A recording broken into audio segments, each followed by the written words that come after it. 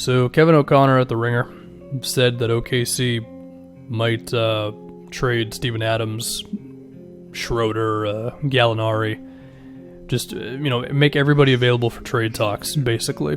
Even though they've been pretty all right now, and given how many picks they have, and the fact that their team is still kind of good, and the fact that Shea is getting better, you could argue that they don't really need to tear it down. They could have this decent team while Shea gets better, and then they can use all of these draft picks to either draft guys, and hopefully you could find some good players, even if you're not having the top pick in the draft or whatever.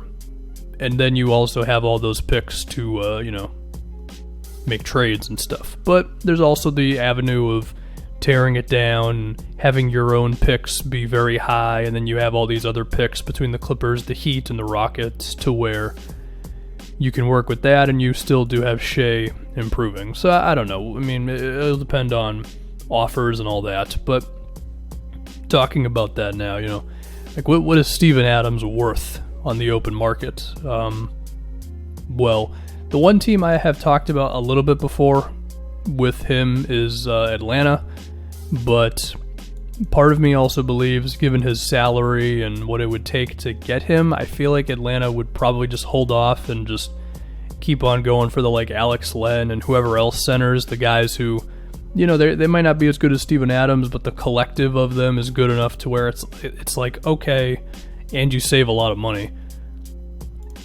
Now, as we know, center trade talks are usually a little weird because, they just are. I mean, you go to all the best teams in the East, and pretty much all those teams are set at center, and there might be a couple that could use an upgrade, but Adams' contract makes that a little difficult.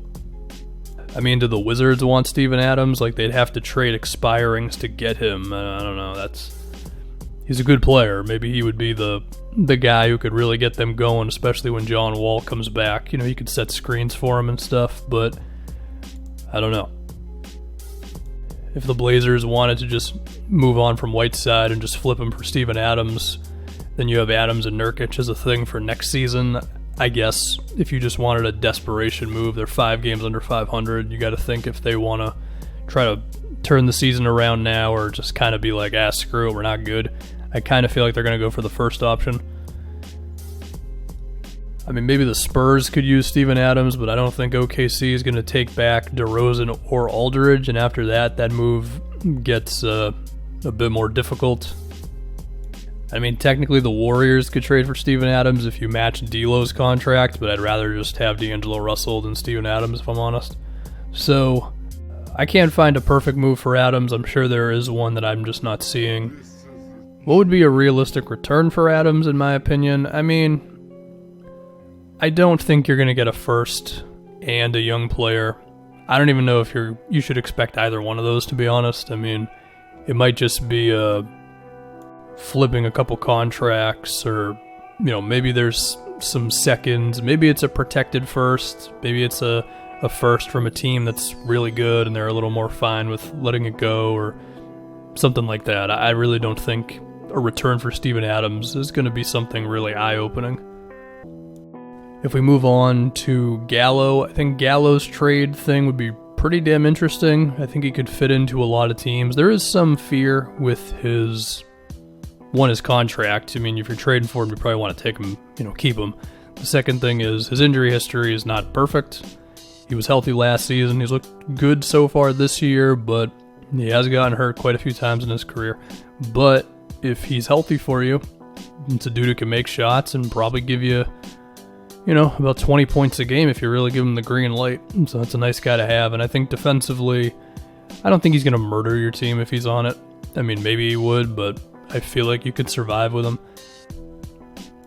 Could they get a first-round pick for Gallo? Again, I think it would depend on the team.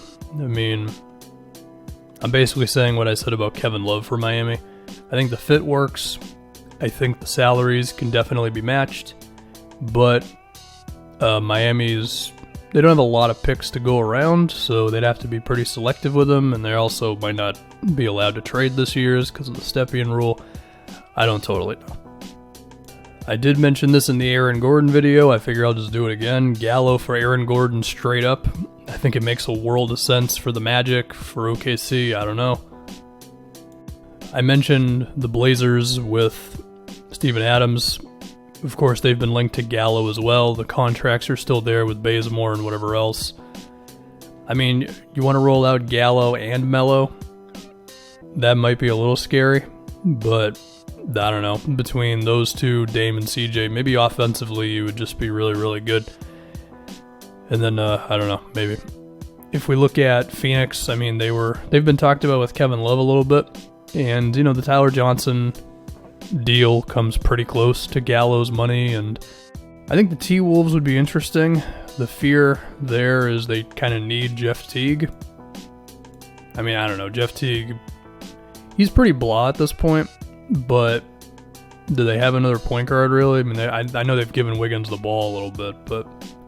Because if he was expendable, then you could trade his deal, and then it's just like a Noah Vonleh, and you're basically at Gallo's salary. And, you know, he's a little older than basically everybody on that T-Wolves team, but I feel like he could help them out a lot going into his, 30s. And I don't really think he would kill them on defense, but again, I don't even know if that would really happen. And then between the Spurs, Grizzlies, Pelicans, Warriors, I don't know. Again, I can't find perfect moves for any of these dudes, really, but I do think OKC, if they're determined enough, they can definitely get off of some of these guys. And, you know, some teams might have, like, trade exceptions that I don't know of off the top of my head and stuff. As far as Schroder is concerned, I don't know, man. I wouldn't exactly be going wild trying to figure out a Dennis Schroder trade if I was almost any team in the league. I mean... Could he have some effectiveness off the bench for somebody?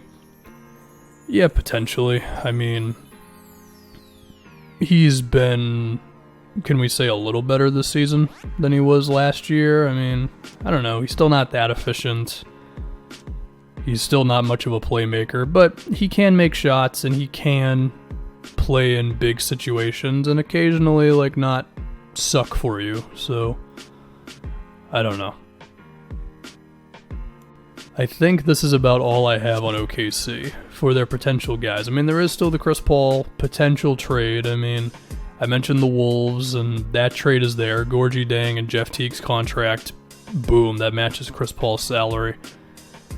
As far as other teams, you know, if Miami wanted to, they could match CP's salary with Dragic and probably James Johnson's deals.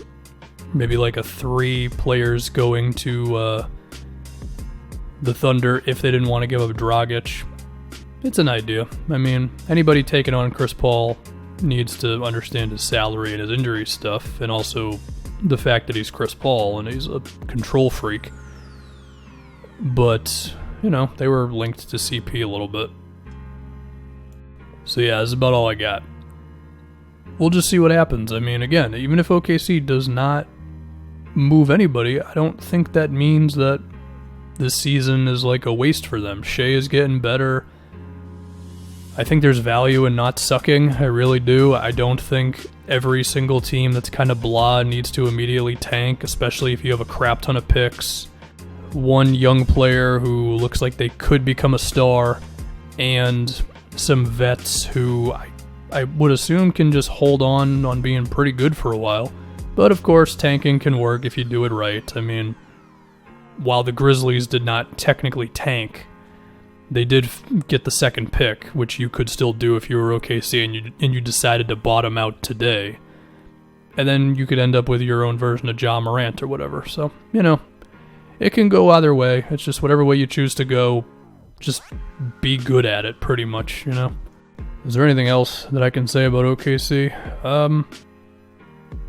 I don't know, in terms of young talent that could become something for them. Well, Darius Bazley, he's 19. He is interesting, at least.